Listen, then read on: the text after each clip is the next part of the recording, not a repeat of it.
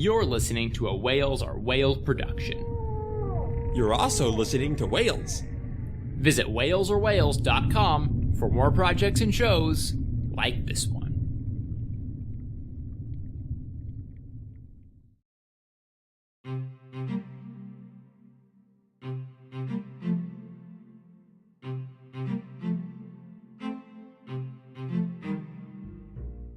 Hello, and welcome to Third Person, a storytelling podcast. This is a bookmark episode about beginnings and first acts. I am your host, Bryan Kelly, and joining me today are my two co-hosts that have been here so far for every single episode. I am very impressed that I've been able to coerce them this effectively. So I'm basically impressed with myself more than anyone.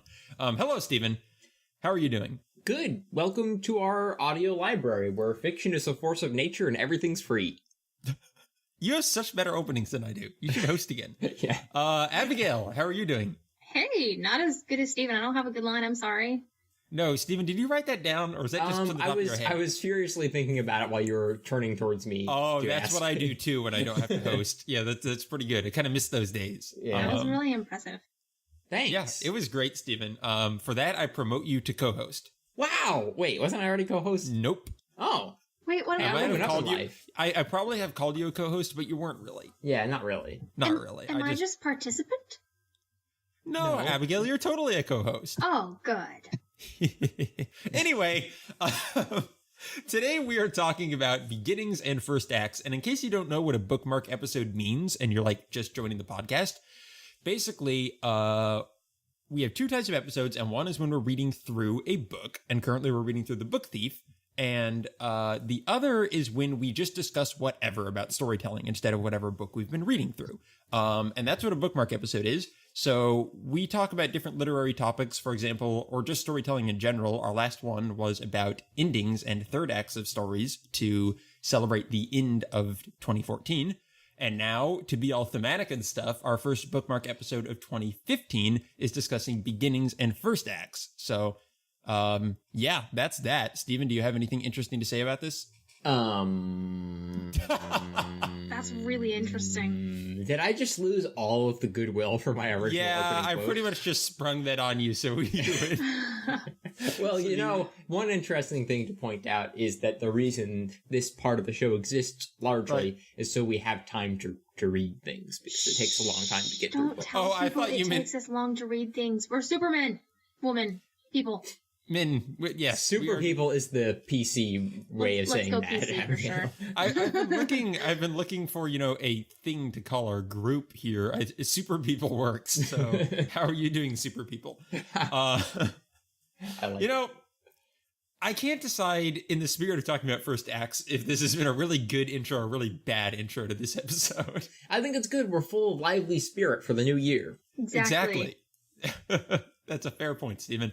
So on that note, let's talk about other first acts, by beginning to define what first acts or beginnings are. Now, should be pretty self-evident, at least as if you don't know what beginnings are, I don't quite know what to tell you. Like, you might not be a native English speaker. Let's start from the beginning. That. Yeah. Very good, Stephen. You're on a roll today. So, to give Abigail a turn, Abigail, how would you define first acts in a story?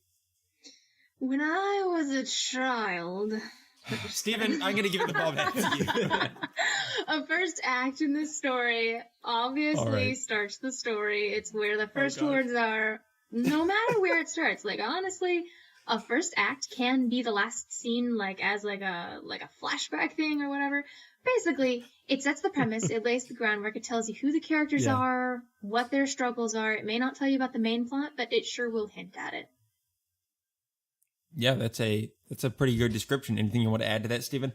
I would also say that third acts usually end when things... Wait, third acts or first acts? I mean, first acts... Yeah. First acts usually end when things really start to happen. Mm-hmm. When, sometimes it's a big, terrible, climactic event.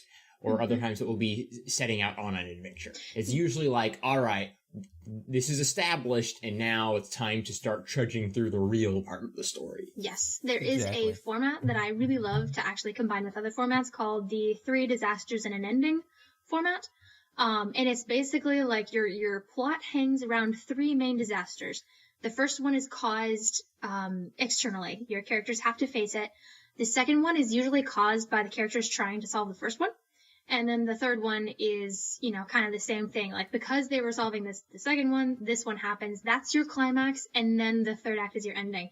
So basically how those would lay out is the ending of your first act is that first disaster. The first thing goes wrong, they're about to shift into the second act, which is problem solving. That's when they're solving most of the problems, and once they come to the climax, that's when you're shifting into the third act. So if you want to keep them straight, that's a really good way to think about it.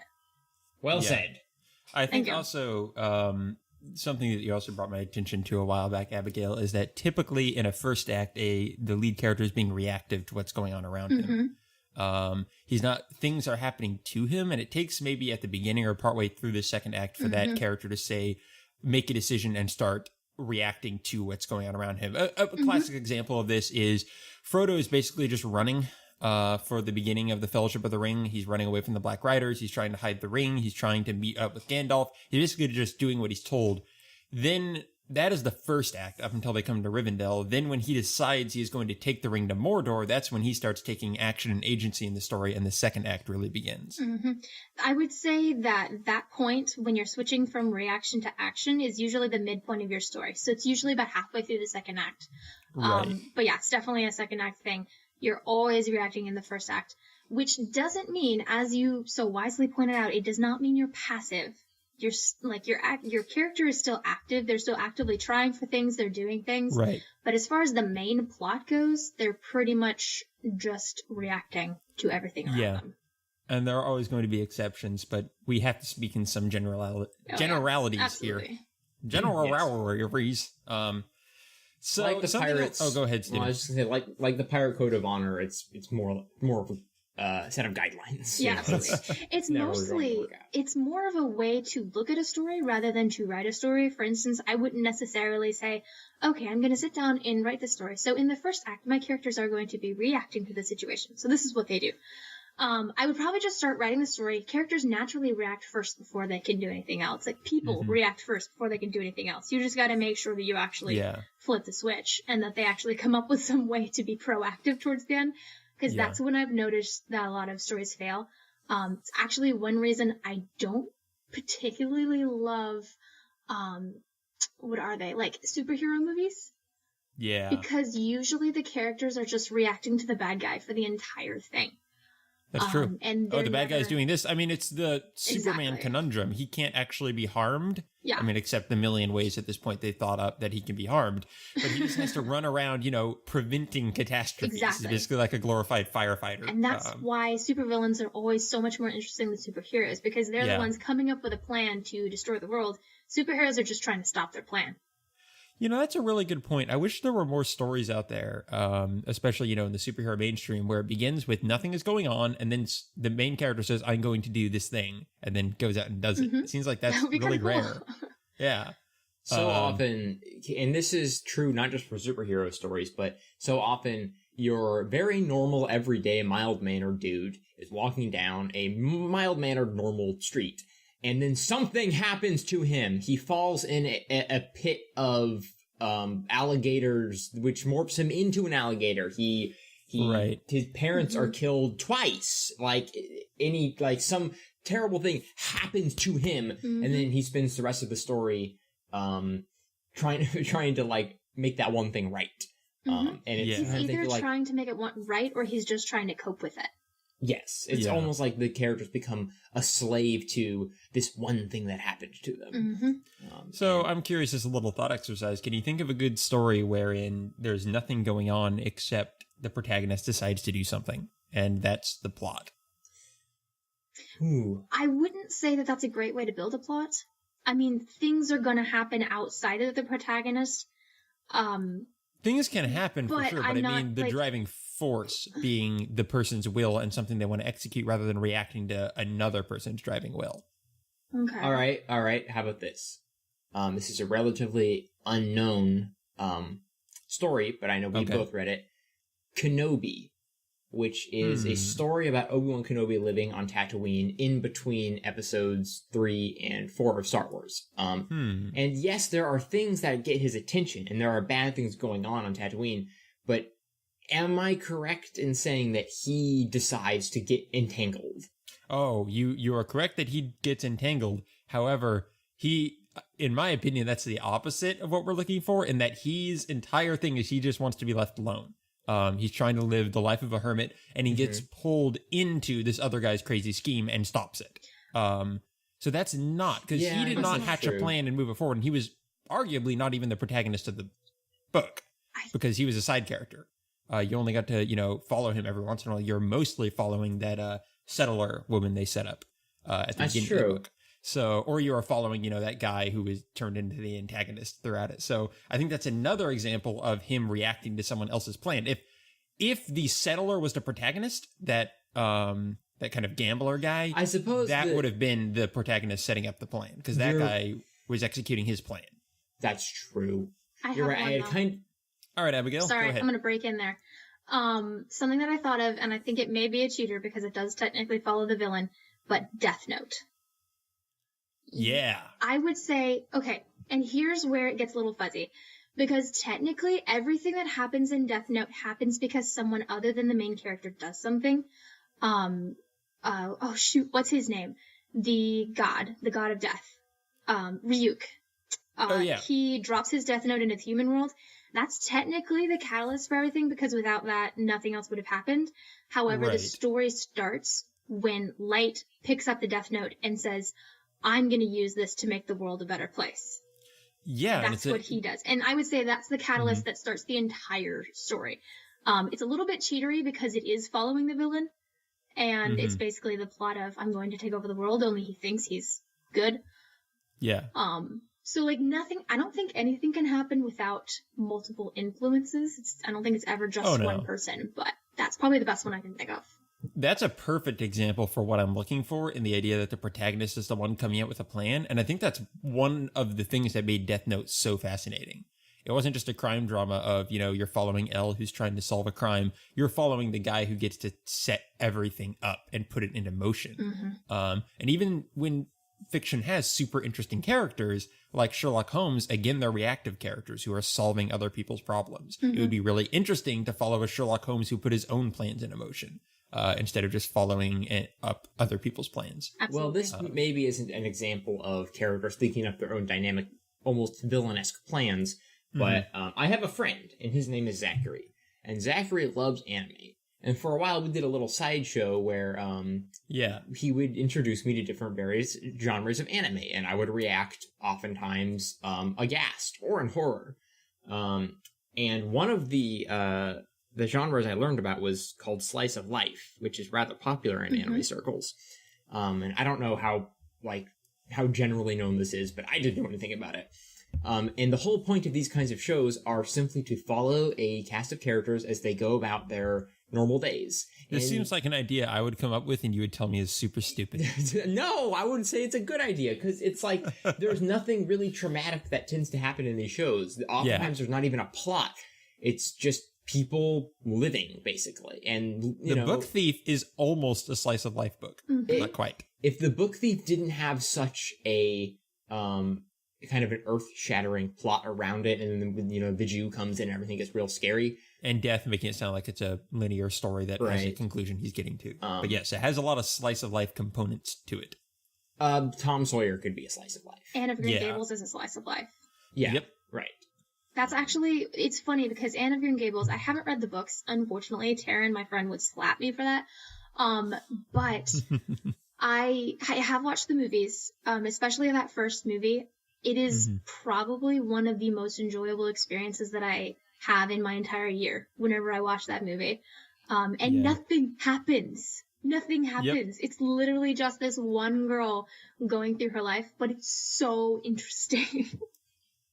Yeah, that book I have vague memories of, like maybe 12 years ago. My mom read it out loud to me. And I remember that, or maybe even longer ago. It's like one of the first books we read together. And it was just really enjoyable. Really, it isn't like most stories because it's not trying to reach some big conclusion. It's just allowing you, it's not having to build up tension and then break it. It's just allowing you to go with the character, which is really cool. And when you do follow a character heading back like to openings and first acts. Yes.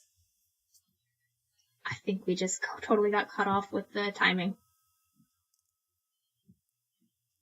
I think so. Suddenly Abigail's turned into a cyborg. Well, while we wait for her to uncyborg, guys. Hey, Steven, have I been uncyborgized? Okay.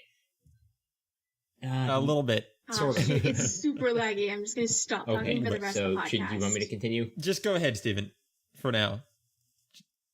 Not the rest of the podcast, but just for a little bit. Okay, yeah. All right, so, to get back to first acts and openings. Yeah. Coming from a fantasy background when it comes to writing, there is an enormous problem in that genre about the openings of stories. And I think it ties into what we were talking about in terms of reacting, in that it almost always starts out, they might have an interesting prologue, but then it so often jumps to some random either farmer or nobody or kid on the street who is then, reacting to whatever horrible cataclysmic event is happening. Again, you bring up Lord of the Rings, totally did this. It falls in most of the bad tropes we come up with. It did the same thing in third acts, but somehow it does them well because they weren't as overdone. Is the story of the Lord of the Rings life. It does everything wrong, and yet somehow comes out okay. Most of the reason it's wrong is because everyone aped it and did it poorly. So let me give a little contrasting example then. That's a good point. Okay, so the Lord of the Rings versus, let's say, The Legend of Zelda. Okay. Fairly well-known story. I will say The Legend of Zelda Twilight Princess. All right. In that game, the whole story starts off with Link living in a sleepy little boring village. Because that story is built to be exciting and adventurous, the memorable parts are meant to be the boss battles, or even when it is a sleepy little town like you encounter later on, you pass through as an adventurer, a wanderer, and you find hidden treasures, and that's what that story is about. The story is not meant to be this small nothing happens slice of life. So when they try to do that just for the sake of that's how you tell a fantasy story, you have to have that slow arc, it devolves into basically mini game collections and lots of talking and text, which is not what that story is good at. It tries to take its time and meander along, but it ends up just stalling and becoming very boring. That's your first impression of the game. I would compare that to Lord of the Rings by saying that story was coming straight off chronologically The Hobbit. And so there's already a lot. The Hobbit had so much action, though. There was like a whole movie of it. That's true. God, there's a whole 3 movies of it. Its third act was an action film. I think Samuel L. Jackson was even a dwarf in the background at some point. He played Sauron. Yeah, I think he did. But The Lord of the Rings also takes its time. I mean, in fact, it takes like 17 years, technically. But it does it in a way that sets up like a deep-rooted love for the Shire and paints a picture that is fun in its own to explore. I could have read a whole book about just the hobbits going off and doing their hobbit things. Well, in Lord of the Rings, war and conflict seems like an incidental or just a, an interruption to what the world is truly about. Like, war truly feels like an unknown to the world. Like, combat is not focused upon in that world, and it disrupts the things like the Ints or the Hobbits or the Elves that is obviously the real meaning and beauty of that world. Well, in something, like Legend of Zelda, the combat and the conflict of Ganondorf versus Link is like what that world's about. Precisely. So that is a very good point. And I think people kind of throw in Tolkien first acts a lot of the time of, okay, we need the sleepy village. Wait, they throw in Tolkien first acts? Tolkien first acts where it's just like, here's our sleepy village, or here's our, kid living on the streets who has to work up from that. I have trouble coming up with other examples because that's so many of them. Yeah. So like, it's hard many to think of them are ways. the background of the main character. Right. And that still happens, like in the recent Star Trek Star Trek, sorry. Yeah. The one with Chris Pine. Like, You've seen Star Wars 7? All right. The whole first act is not even just about him as a kid. And, like, honestly, the whole first act is about his parents. And then him. And then him again. And then he doesn't even get into Starfleet until, like, halfway through the movie. Yeah. Kind of weird. Yeah. There was a book, Stephen, that we both but- loved that had a huge problem with this. That we discussed before the podcast. You know what I'm talking about? Patrick Rothfuss, Yes. Name of the Wind. Yes. I adore that story, but It man, took like half the book, and did that it. is like 1,000-page book or something. and that Patrick Rothfuss is insanely skilled and creative and can make characters come alive like no one else. But I'm not quite sure, but he felt the need to give the whole, he felt the need to give the whole fantasy backstory slowly, walking around as a largely unrelatable, like young boy who. And I know he was, the whole book's idea is that chronicler is trying to get a history of this whole guy's whole life. But that protagonist was like so dynamic that I could have totally imagined just saying nothing important happened until I was this age. Yeah. And, or skipping through it or making it a really dynamic, interesting origin story because it was such an unconventional way of telling it, having, literally someone telling their story to someone. But instead it was very rote, and I didn't even really like the book until I was many, many chapters in. And then it's, one of the greatest, I think, fantasy novels, at least modern fantasy novels out there. Oftentimes when I start a book, the way that you hook me in the very first act and the very first few sentences is just make the character be doing something very interesting or say something very interesting. It can be relatively unrelated to the rest of the plot.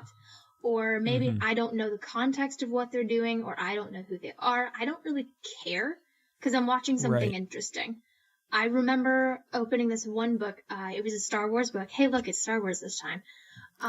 It was a Star Wars book that my sister had gotten from the library because she was super into them. And I was like, hey, well, I'll try it. It's Star Wars, but okay. So I open it and I'm reading the first pages, and it's about 4 pages of Luke meditating and trying to hover like rocks and stuff. And it's this calm, peaceful, like descriptions of the place.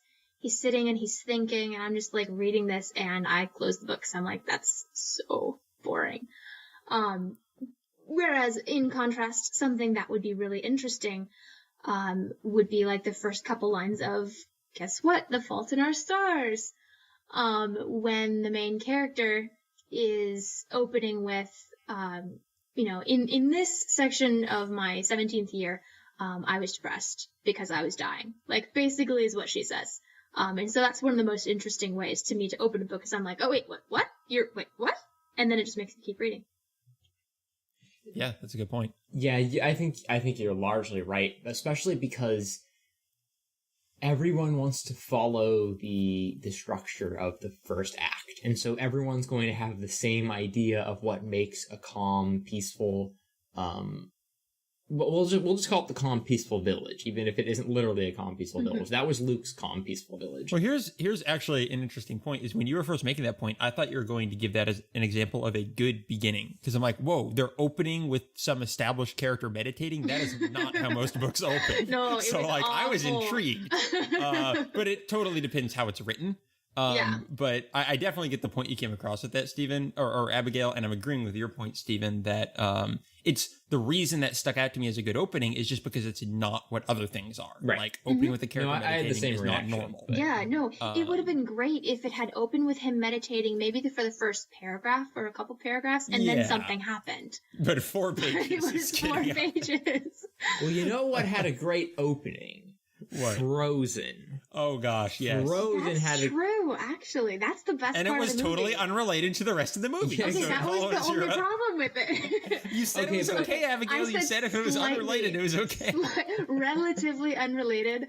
One of my biggest disappointments in that film is that style of song never came Yep. back, and those characters had nothing to do with the plot. But it Yeah. was a great song. It Okay, was. but let me put Frozen back under the rug so we don't have to fight about it anymore. All right. Instead, can I produce another example, or do we have more points about Luke meditating? Go for it. No. Okay, one of my favorite films... I mean, no, you can't provide another example. I want to talk about Luke, darn it. No, go ahead. Go ahead. I gazed into the great, vast pool that was the Force. One by one, the rocks began to levitate. Okay, my examples from one of my favorite movies of all time, Toy Story. Oh gosh, we're going back here again. And the reason I'm going back to Toy Story 1, not 3 this time, is because that movie wasn't so much about the story. It was about the concept. Really? Yeah. That's true. They should have called it Toy Concept. And briefly, I think the reason they nailed it so well was because it opened with something you wouldn't expect, which is a kid playing with his toys. That's just all it was. And it just decided to hang there for a while. And it just kept going. And he introduced all of the characters by inventing his own wacky personalities for them. And it was just like, well, this isn't something movies do, let alone animated movies. We're just seeing this very realistic portrayal of like an 8-year-old playing with all of his random toys scattered around his room. Then when he was done with that, it cut to, the song in the opening, and it showed his friendship with this one toy. And it's like, well, this is a story about a child and his toys. And then he wanders off to ask his mom about the birthday preparations. And then Woody's like staring at him with, blank toy face. And at some point, Woody's face like moves. It comes alive. And he's like, what? The birthday party's today? Okay, everyone, the coast is clear. And then all the toys come alive. And that is the whole concept. You get it. This is a world where the toys have a relationship with their owners and they are alive. And they have to hide that fact. It was all portrayed in that opening. And I thought that was really cool. So and it was also an engaging opening. Yeah, speaking of that opening, even before Woody opens his mouth, I want to just point out in that whole time, that did very, very many things right. One, it's a credits opening, so you're expecting, okay, something's going to happen after the song after the song is over. That's, that's what we expect. So we're going to hang around naturally. It introduces character of Andy as you see him, playing with the toys. It also introduces the main plot, which is the birthday party. Technically the main plot is them, going on their adventure and whatnot, but the birthday party is the catalyst for that. So it's opening you up with, the story. It's opening you up with a catchy song. It's opening you up with character. And then once you get Woody opening his eyes, that's when you get your, wow, that was cool. There's a toy and he's alive. But before that, you're hooked just because of the rest of, honestly, that feeling of, wow, that's cool, can't carry you through an entire movie. It's character that carries you, it's story that carries you, it's all those things, which is what they established before they even had that factor, which was very, very tastefully done. Especially since you got the sensation that, at least in retrospect, Woody was watching everything, even in toy state. Like, you kind of understood that he was lying on his side limp, but he was watching Andy and Andy's mom very carefully and was like taking in all this information to go report it to the rest of the toys. And it was just, it was such a great concept, so well portrayed. And they definitely start a lot of character also in that first meeting when he's talking with the different toys. Yeah. They're responding to things, they're saying things, and you just get a dynamic cast, and it's just, you can't stop after that. We talk about, we are very positive towards Toy Story in this podcast. Yes. I think it's like we are pro Toy Story. It makes me really we need to do episodes on all these movies at some point because I want to go back and watch them. It's been way too long since I saw the original, or 3 for that matter. So let's see, how much time do we have left? Abigail, did you say you have somewhere to be at 5? 5 or 5:15. Okay. Okay, we're 5 good. or 5:15. We're good on Okay, time. we're good. Is that be there at 5 or finish podcast at Finish 5? podcast. All right, cool. So we got some. Now that everyone knows my evening plans. Yeah, it's going to come out like 4 days later, so we're not exactly going to be getting the live updates. You're going to have to follow you on so Twitter you for that. all know, I may or may not actually be doing something at 5:15 the day this comes out. This is so intrusive, Abigail. I'm sorry. I'll edit this all out. All right, so we're good on time. Before we jump into our little special segmenty thing here for the end, are there any other general notes you want to make about first acts, or what make them good, what make them bad? They're we've covered it. Important. What? I just want to say that they're very important. If you don't hook your reader during the first act as a writer, if you don't, and same thing with anything you write, honestly, whether it's, an email or a book or a movie, if you don't hook them within that very first segment and give them a reason to keep going, they're not going to read it. So it doesn't matter what cool stuff you put in the end. It doesn't matter what cool struggles your characters go through. Nobody will read it if the first part is boring. I've struggled some with, accepting that concept because it sounds a little shallow on its face. Like if you're not immediately it is shallow. appealing. We're shallow. We're not immediately. You're shallow. Jeez, Humans are shallow. There's a reason that people say you never judge a book by its cover. Honestly, that's false. Yep. You do judge a book by its cover. That's what the cover is for, and that's what humans do. To be fair, the saying is telling people to stop doing that, not saying they don't do it. Most advice exists because people are doing the opposite of the advice. I honestly got it backwards. Yes, and then I went, never judge a book by its cover. For me.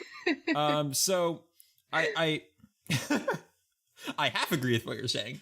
I think that, again, you kind of hit on it there, that I wish it wasn't true. And I think that often I like to invest enough time in things that the beginning doesn't matter too much. And then I can start to look past that and enjoy what's in it. Some of my most rewarding experiences, be they books or be they video games, are stuff that did not initially interest me, that I gave enough time to find interesting. However, that's not to say the given thing wouldn't have been better with a good opening. And I think it's kind of a concession you do have to make to that short attention span, or just to the limited time people have, that a good opening is just going to be extremely important. Whether it should or shouldn't reflect on the rest of your work, it will. And I mean, so it's kind of just a reality. Preferably your whole story should be good. Duh. Okay, we're past that point. But I don't think it's just people being, like, oh, I just don't have the time for this, or oh, I'm just lazy and not looking deep enough. Like, if I'm starting a book and I'm a fourth of the way through it and it's being lame and boring, I'm going to say, well, this book has been lame and boring for the past couple of hours. I guess I'll just read a different one. It's like... Yeah, but I almost did that with a book, and it ended up being a series I absolutely loved when I got past that. So I guess what I'm saying is, if you're talking about what's more important to the book in general, a bad ending is going to impact the overall book more than a bad beginning if someone reads through the entire thing, in my opinion. Yeah, I mean... you'll forget a bad beginning, but a bad ending will stick with you forever. So what I'm saying is it's kind of a concession to that idea that people can't stick through with things, that you have to put more work into the beginning than it may otherwise deserve, because honestly, the rest of the book is as or more important if you could discount that idea of grabbing someone's interest. I think a big trick is if you have this twist that you're waiting to use, or you say, oh, it's going to get so interesting once these characters develop, it's really on you, the writer, I don't know why I just lost my train of thought. Okay, let's try this again. It's on you, the story creator or the author, to find something compelling as well in the beginning, even if it's not the same thing that makes it compelling later on. You can't say, oh, like I tried to do this too. It was a natural thing when I tried to write my big crazy fantasy series that was going to have 5 books years ago. I'm like, this is going to be so awesome because it seems like it's the hero's tale. But then once you get to like the end of the second book, everything changes. It's like, wait, that means I have to write 2 books that are the exact same thing you've read in a dozen other books. What I should have done is said everything's going to change, but there's also going to be something different and captivating in the beginning too. We ran into that exact same problem when we were writing our last audio drama, Stephen, where we had this great twist that was going to happen at the end, and we decided to instead put that twist at the beginning and then make the whole plot work out of that twist. Yeah. I remember with the repercussions of that twist. Yeah, you and I actually did something like that when we were planning one of my stories. I had this great idea for, I mean, it was 3 books, and it's something I still want to write. And then you were the one who gave me the idea of saying, hey, why don't you make the ending of the 3rd book the ending of the 1st book, and then have them figure out what to do after that. Yep, and that's almost always, it's a much more interesting story for sure. And another thing to get around this problem is just starting later. Because sometimes your big, it's the same thing. It's not even, the other one would be necessarily, continuing it a little bit, you're moving it up. Sometimes you just need to not even, I don't care about his childhood. Right, and this is something that a TV show that I talk about fairly often. Don't say Arrow, okay. Buffy does incredibly well. Because when Buffy comes to Sunnydale High, she's already a vampire slayer. She knows what vampire slaying means. She's like, I know, don't give me the exposition dump. It's vampires. I have to kill them. I'm the chosen one. Yeah. I don't want to do it. And that is such a more interesting opening than her having to cope with her And later powers. on, you get this satisfying, like, look back into the past, like, oh, she used to be shallow and clueless and had to learn all this on the ground up. But Right. you didn't have to sit through that first thing, page 1. Right. If you have to develop a character as your first thing, it can be a lot harder than being able to work with a developed character and then develop them. Well, further. another example, imagine how glorious maybe glorious is a strong word, but imagine how much better the Star Wars prequel trilogy would have been if they just started with Revenge of the Sith. Oh, that would have been Right. awesome. Like, you think about the whole, like... Well, they ended up making an entire TV show about the Clone Wars because they didn't want to stop talking about Exactly. it. Imagine that Return of the Jedi ends, and it's like, wow, that was a great trilogy. And then years later, it starts up with a massive space battle. You're like, who's this guy? Wait a second. He has a clipped British accent. And then you hear Anakin go, Obi-Wan. And it's like, oh, this is Obi-Wan Kenobi. And then Obi-Wan says, Anakin. And it's like, oh, that's Darth Vader. Oh my gosh. Yeah, and you go because through his this childhood whole never ended up mattering very much. And then you get to meet Count Dooku, all these characters. Once the big space battle's over, Anakin Skywalker goes back down to Coruscant and meets Padme. It's like, And oh, they could've- this is the mother figure we heard about. You get to learn about it and through Right. an interesting story rather And than they have to go could've, from like- the very beginning. Yeah, they could have told, the important bits of how he is brought up from Tatooine by Qui-Gon and all that through flashbacks throughout the 3 movies of what the Revenge of the Sith trilogy could have been. So yeah, I think they could have covered their ground a lot easier that way. Yeah. But anyway, yeah, one other interesting thing I've noticed about third acts in general is often they are like separate campaigns, if you will, from the rest of the work. I think Star Wars especially does this. You look at the first act of Return of the Jedi, it's in Jabba's palace. It has nothing to do with the rest of the movie. The first act of Revenge of the Sith is basically, for the most part, going and rescuing the Chancellor from Grievous's ship. Like, has nothing to do with the rest. It's interesting when sometimes they segment first acts out like that. I would kind of disagree with you. I think what you're talking about there is what Dan Wells likes to call the Ice Monster prologue, which is basically Pretty long prologues, though. That's true. They were pretty Like long. for prologues. Return of the Jedi, it's like a third of the movie. That's But I get true. your point. Yeah, that is true. I mean, I they guess it conflate. depends on whether it sets anything up and starts a disaster going. In Revenge of the Sith, it did start up some things, but It was there Dooku's is death that was the big thing. Yeah, that's true. There is a really common thing though when a story will start out with something literally completely unrelated. TV shows do this all the time. The first scene right before the credits, especially in like a sitcom, has nothing to do with the rest of it. It's literally just to give you a taste for what's coming next, which isn't always bad. It just has to tie in. In crime dramas, it's typically the murder, but that's more plot relevant. Well, I would say kind of the same thing though. It's saying this is what you're gonna get. Yeah, I think that's a really good point. I do think they conflate a lot. Return of the Jedi. Whoa! I knocked something off my desk. I'm good. I'm not dead. Anyway, Return of the Jedi is really interesting because it almost feels like the whole thing was just housekeeping of, oh, wait, we have to get Han back. I guess we'll do this for like 40 minutes. That's the big difference between that and, say, Revenge of the Sith, where Revenge of the Sith was A, shorter, and B, showing you what the war was like and setting up Anakin's dark side and all that. It was important. And Return of the Jedi, you could have taken that out, and it doesn't matter. It's not literally like none of it. At the end, Emperor Palpatine says, "But you don't realize I've resurrected Jabba the Hutt." It's like, oh, it's no one ever thinks about it again. It has nothing to do with the rest of the movie. In fact, there's almost not an opening I can think of that's so disconnected and so long. Which is one of the reasons I think that's definitely the weakest of the original Star Wars. Yeah. The only good thing about that scene is it was really entertaining. Yeah. Well, I think that's kind of what we were saying. Even though it wasn't related, it was interesting. Like, it opened with, whoa. I mean, it technically opened, like, with Darth Vader and Palpatine plotting or something, but once it went to Tatooine, it was just poor, lonely C-3PO walking up to a giant door and knocking on it. It's like, well, that's weird and very unlike how the other movies have started.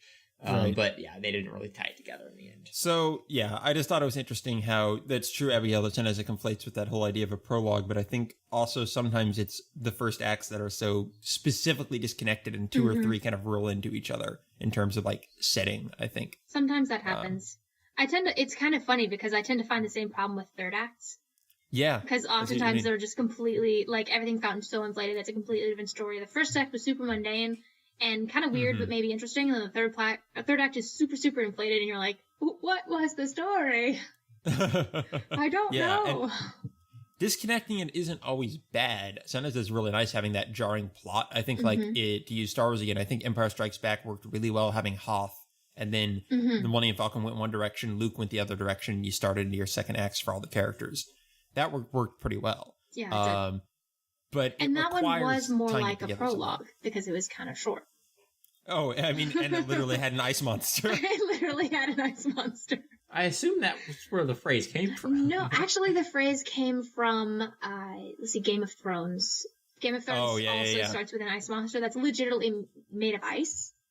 And then it goes into completely normal, no fantasy kind of stuff. So it's saying, there is fantasy, but now here's all the normal stuff. Yeah, the Ice Monster prologue in Empire Strikes Back would have been fighting the Wampa, and then the rest of Hoth would have been the first act. But probably. But yeah, that is super similar to the Game of Thrones opening, which was, the people stumbling across the terror in the north in the woods, and then it just jumped over to something completely different. Yep. So that's interesting, and that's one thing I want to do before our final little segment here, is just quick note, prologues and first acts. How would you differentiate the two? Like, and what do you think makes a good prologue when stories decide to throw those in? To me, a prologue would be segmented, oftentimes with a space of time between it and the rest of the story. Or a completely different character. Right. Is pretty common. That goes to a different place with a different mood and sets up oftentimes something mysterious or important to the plot that basically it's a mood setter. It makes you think about something. It gives you information you need to know to embark on the real story. Like, the Lord of the Rings books do not have a prologue unless you count Concerning Hobbits, which is more of like pre-book appendices. I would say that that's the first act. Concerning Hobbits, the little bit, like, I'm talking the lore bit about Hobbit history at the beginning, not the actual are you talking about the movies? No, I'm talking about the book. There's Concerning Hobbits is a section in the book. Isn't that when the 111st birthday comes up? Is in that chapter? No, that's right after that. Is to say it was Bilbo's 111st birthday, and that's when the actual book starts. Concerning Hobbits, I believe, is like an appendices bit that goes into like all the history of the Hobbits. Yeah, I would consider that a prologue. Yeah, so that would be a prologue, I guess. And in the movies, the prologue was the whole Galadriel narrating the history of the ring and all that. And if that's actually a really good point, because the movies and the books were very different in that way, in that they were both promising two different things. The books were promising, hey, this is this cool lore, this is this cool world, this is this cool world building. Hobbits. And, hobbits are a thing and they're cool. The movies were saying this is an action film and it's going to be really cool. So that's why they had to change the prologues.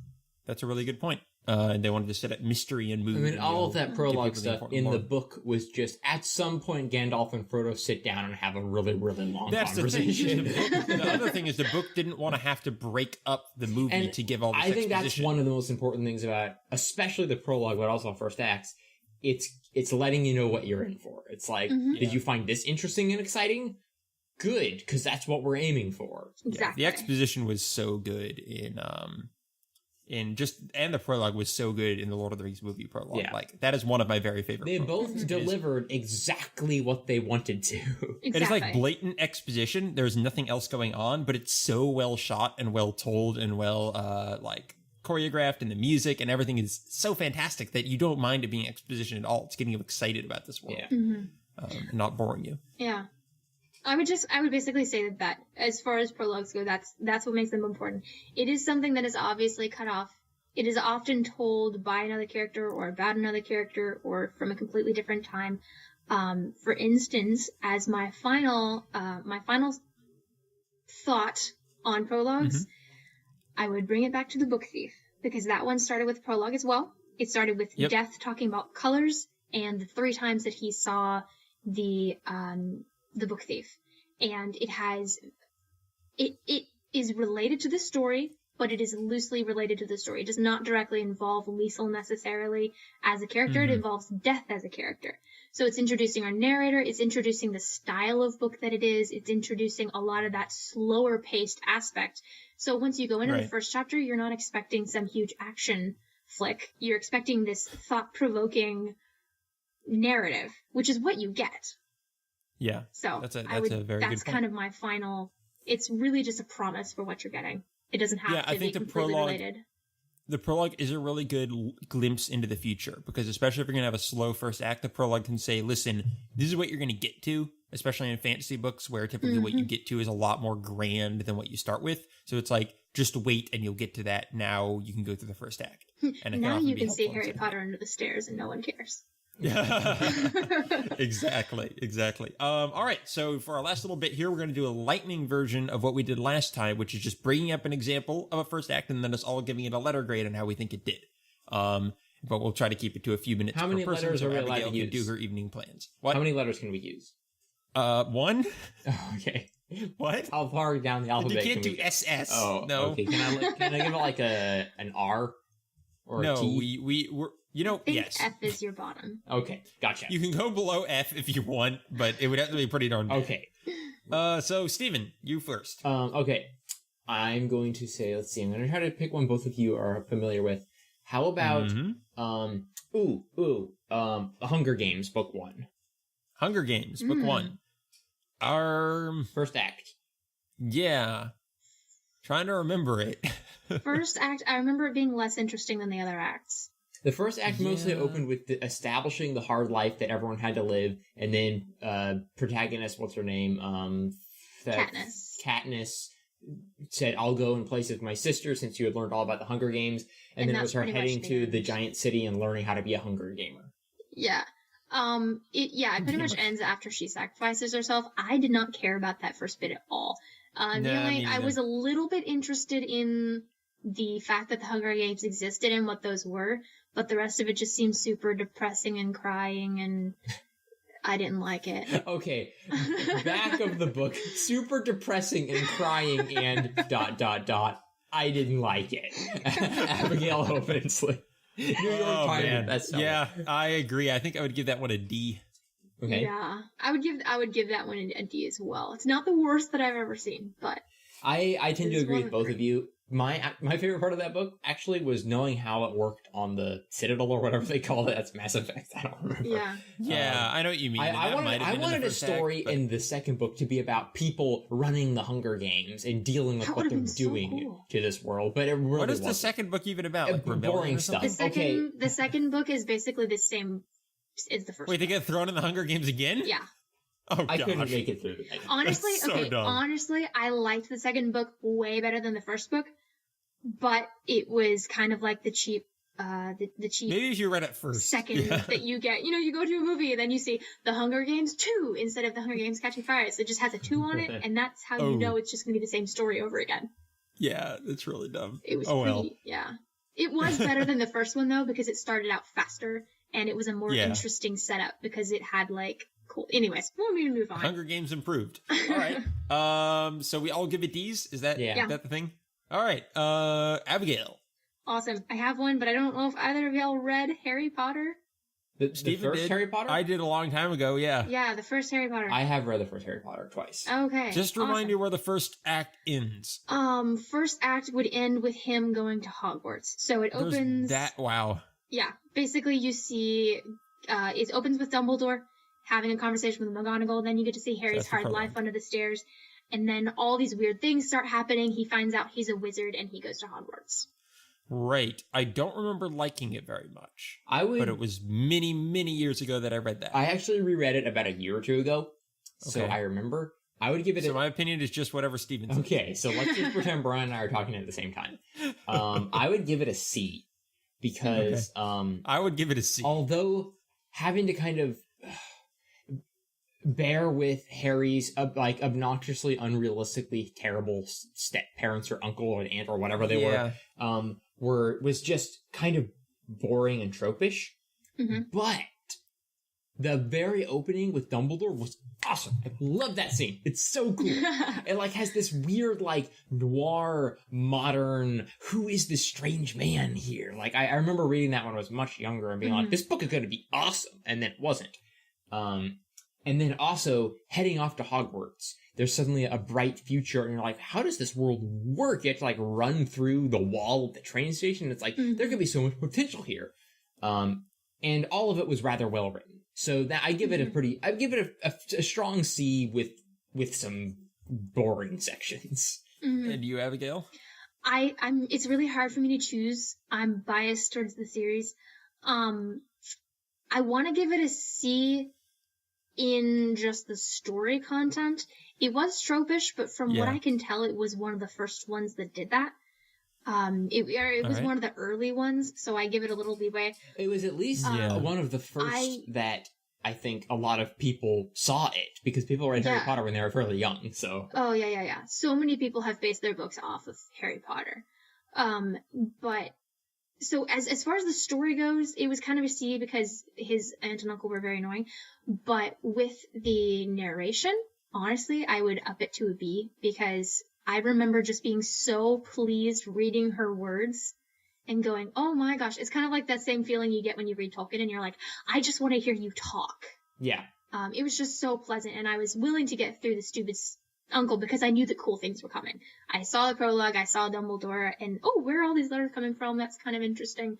I guess, his uncle is unreasonably stupid, but she kind of has a great storytelling voice, so I'm gonna keep going. No, I agree with that. Yeah. So I'll probably give it a B.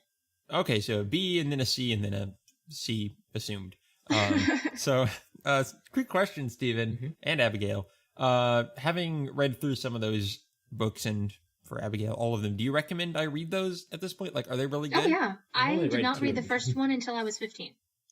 So I wasn't even a child, necessarily. When I read it, I was pretty much a grown-up. I enjoyed the crap out of them. My sister, I think, was 18 when she read them, and she loved them. So get them on audiobook, get them read by Stephen Fry, and they will be totally worth your while. Oh my gosh, Stephen Fry reads them? Stephen Fry, he reads the British version, so you get words like oh flat my gosh, then brave. I'm absolutely going to do that. Yeah, it's I great. don't even care if they're good books. They are good books. We will have lots of good discussions. You'll have things you don't like, but they're good. Stephen, out of curiosity, what stopped you from keeping reading it? Because I know you read a couple of them. I think the better question is what kept me reading it. Because I really am not a fan of this style of whimsy. It's just that fairy tale-ish, British. Yeah, that kind of weird British like fable. If you ever play the Fable games, it kind of has that. Yeah. Very sort of like sparkly, whimsical magic and knights with their heads almost off, but not entirely. And they gave them funny names, and it never connected with me. But it's so well written and kind of compelling to just see, what's going to happen in the next chapter. Oh, that was a cool invention that you just kind of want to keep going. But when it came to like, and that's the end of the second book, I'm like, well, I don't feel a great need to continue, but I hear it gets better. I will tell you, the second book was the worst one in the series. Yeah, and the movie was really boring as well. God. The movie was less than trash.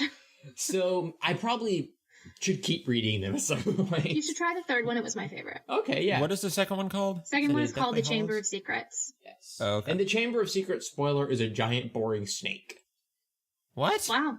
Thanks for ruining that one, Stephen. That's really boring. It wasn't just the snake, it was also the diary. Shh.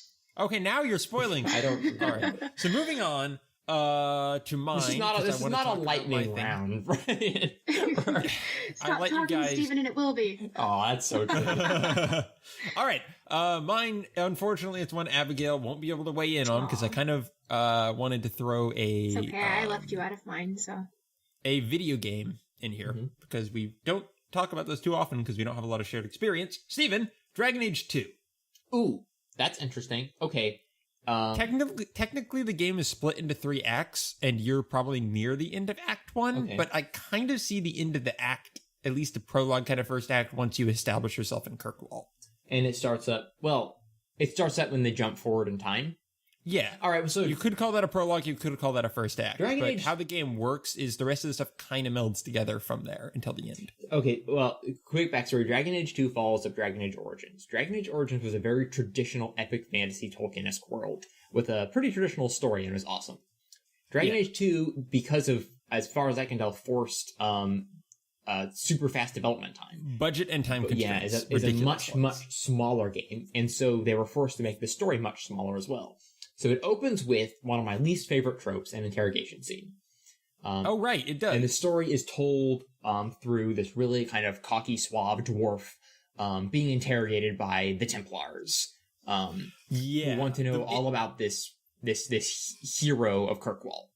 The really interesting thing about it, though, is they established up front that you have an unreliable narrator. Yes. Because they have you doing all these ridiculous, like, flashy combat moves, and like fighting a dragon and killing an ogre and taking out swarms of orcs, and then the interrogator just stops him and says that is not what happened, and then he's like fine, and then starts telling the real story. So it was an interesting what's really cool about that is it's narratively interesting, but it also is able to tie that into the gameplay because it was a combat tutorial. Yeah. So it taught you how to play the game while giving you like every possible move at once. So you could just and then once you really start, you have like 2 moves. It's like okay, you have 2 powers to use here.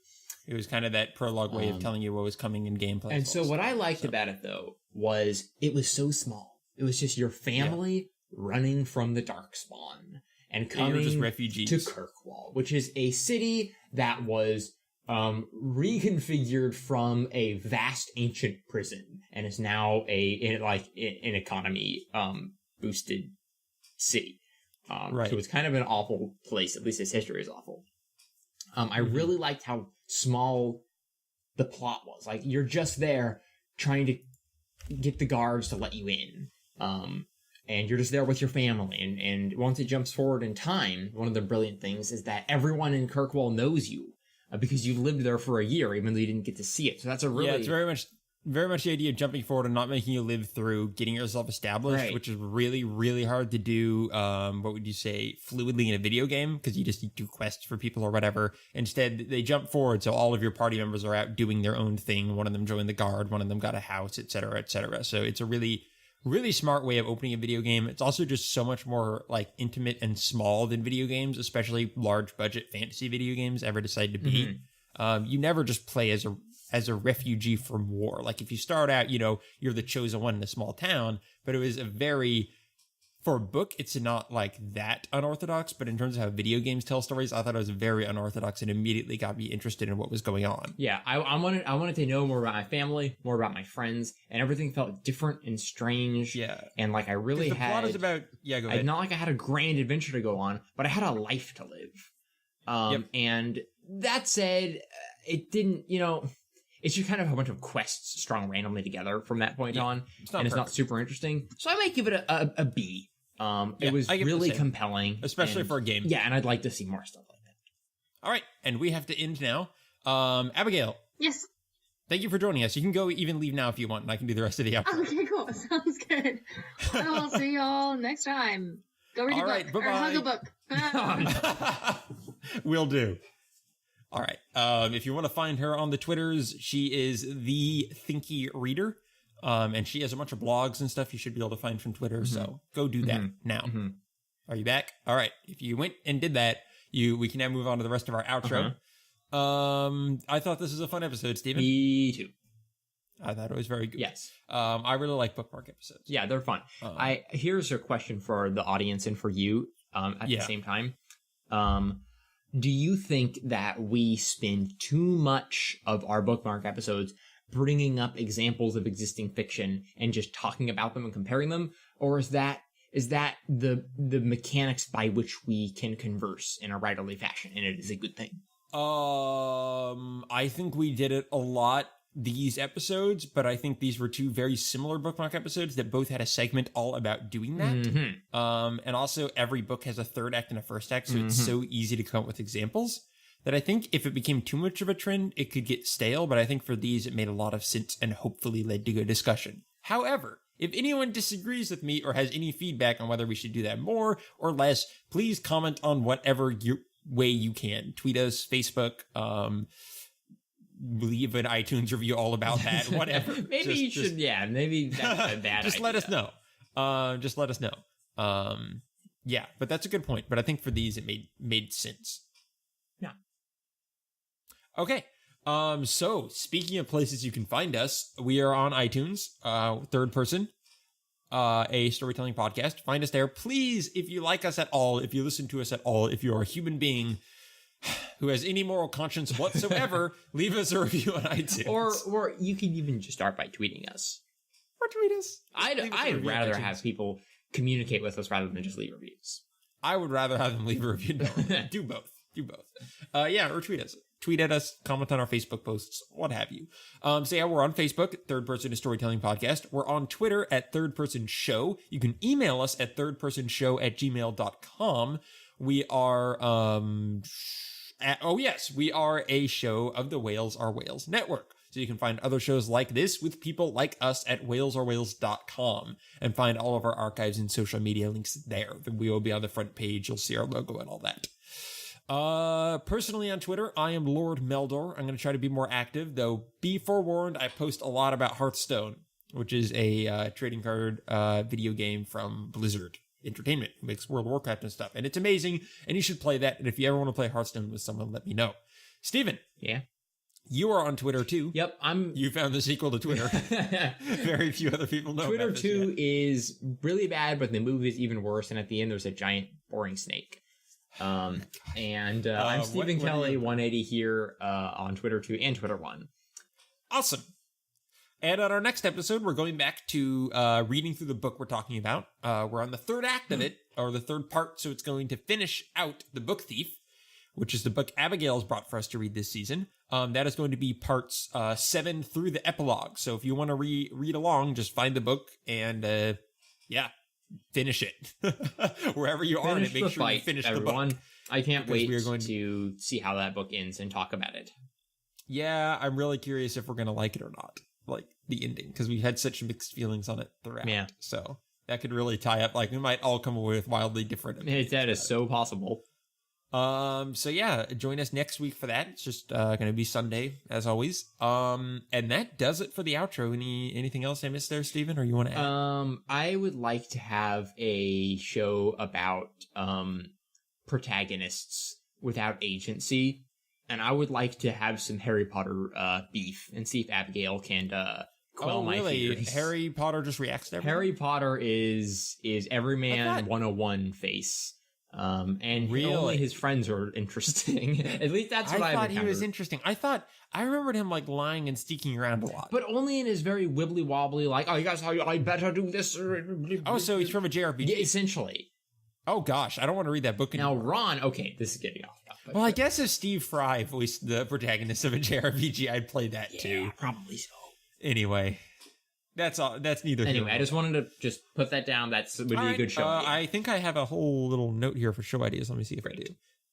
Episode ideas. So I'm going to do. Put this on here. What was it again?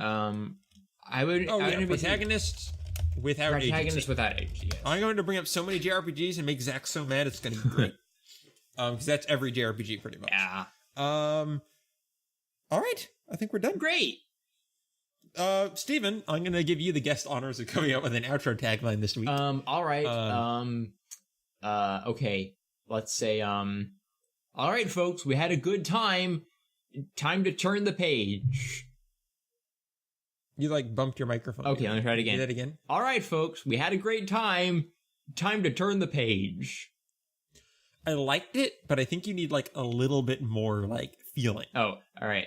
All right, folks, we had a great time today, but now it's time to turn the page. No, that was more feeling. I need more like feeling. Like, all right, folks. I don't know. I don't know what you want all right, from me. Try it in a falsetto. All right, folks, we had a great time today, but it's time to